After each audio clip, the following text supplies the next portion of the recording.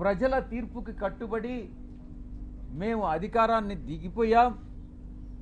వచ్చినటువంటి కొత్త ప్రభుత్వం ఆ యొక్క పార్టీ యొక్క గూండాలు కానీ, రౌడీ ఎలిమెంట్స్ కానీ, ఆ పార్టీ యొక్క కార్యకర్తలు కానీ ఎలా దౌర్జన్యాలు చేస్తూ ప్రతి ఒక్కరిని, వైఎస్ఆర్ కాంగ్రెస్ పార్టీకి సపోర్ట్ చేసినటువంటి ప్రతి ఒక్కరిని ఇబ్బందులకు గురి చేస్తూ, తీవ్రంగా కొడుతూ, కుటుంబాలను నాశనం చేస్తూ, రేపులు చేస్తూ, ఈ రకమైనటువంటి అకృత్యాలకి చట్టం అనే దాన్ని పరిగణలోకి తీసుకోకుండా పోలీసులు ఏం చేస్తారులే, మాకు అధికార పార్టీ యొక్క సపోర్ట్ ఉంది అన్నటువంటి ఒకే ఒక కారణంతో ఆ అకృత్యాలకన్నిటికీ పాల్పడడం జరిగింది. కొన్ని కుటుంబాలు కాసేపు నిశ్శబ్దంగా ఉండండి, ఎవరైతే ఇష్టం లేదో ప్రెస్ కాన్ఫరెన్స్లో వాళ్ళు వెళ్ళిపోవచ్చు. ఇలా కొన్ని ఊర్లలో ఉన్నటువంటి కుటుంబాలు ఊర్లు వేరే ప్రాంతాలకు తరలి వెళ్ళినటువంటి మనం పరిస్థితులు చూసాం. ఇంతటి దారుణమా ఇదా మీరిచ్చేటటువంటి ప్రజాస్వామ్యబద్ధమైనటువంటి పరిపాలన అని నేను ప్రశ్నిస్తా ఉన్నా. ఇప్పుడుండేటటువంటి అధికార పార్టీ ఎన్నికలకు ముందు ఎన్ని రకాలైనటువంటి హామీలు ఇచ్చింది ఒక్కసారి ఆలోచించుకోండి.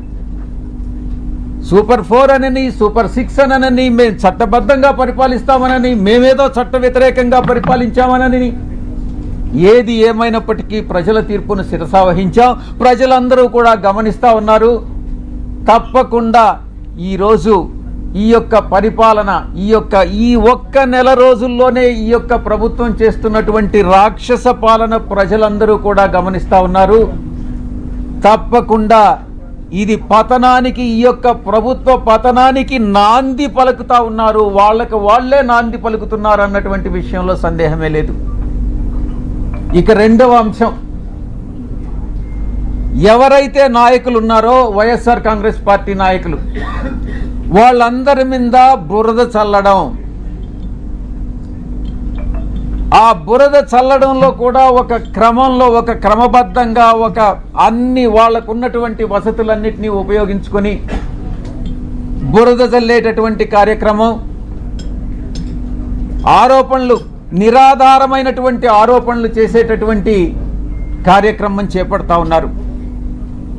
ఇదంతా పద్ధతి ప్రకారమే జరుగుతూ ఉంది. నేను ఒక్కటే చెప్తా ఉన్నా, ఎవరైతే ఈ నిరాధారమైన ఆరోపణలు చేశారో, ఎవరైతే నా పేరు ప్రతిష్టలు దెబ్బతీసేదానికి ప్రయత్నించారో, వాళ్ళు ఎంత పెద్దవాళ్ళైనా, ఏ పార్టీకి చెందినటువంటి వాళ్ళైనా, అది మా పార్టీలో వాళ్ళైనా కావచ్చు, అధికార పార్టీకి సంబంధించినటువంటి వాళ్ళైనా కావచ్చు, వదిలే ప్రసక్తే లేదు అని నేను ఘంటాపదంగా చెప్తా ఉన్నా.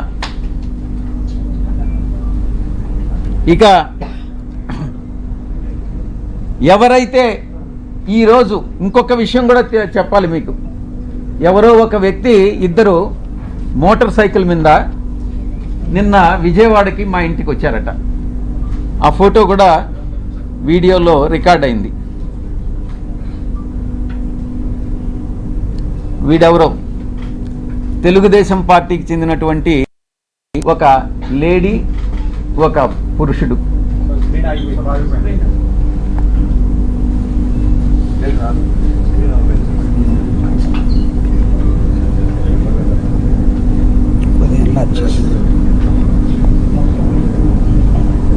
వీళ్ళు, నేను ఒక్కటే చెప్తా ఉన్నా, వీడెవడో నాకు తెలీదు. వాడు